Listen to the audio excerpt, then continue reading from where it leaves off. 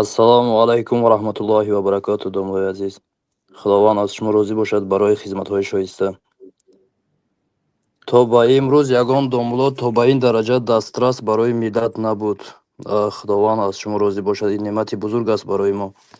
домло, суол чунин аст: саҳархӯракро бетаҳорат кардан ҷоиз аст?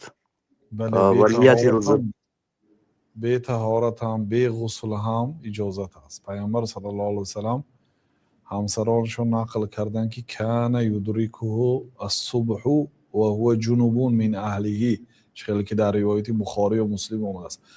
گاه ها میشد که پیامبر صلی الله علیه وسلم رو وقت سحر دریافت میکردن حالا که جنوب هستند، از اهلشون به جنابت گرفتار هستند، سحری میخوردند و بعدی از آن بامداد بعد غسل میکردن. یعنی یک آدم از خواب خیست به او جنابت رسیدگی هست، 15 دقیقه وقت است برای سحری. در این حالت اگر غسل کند از سحری محروم میشد.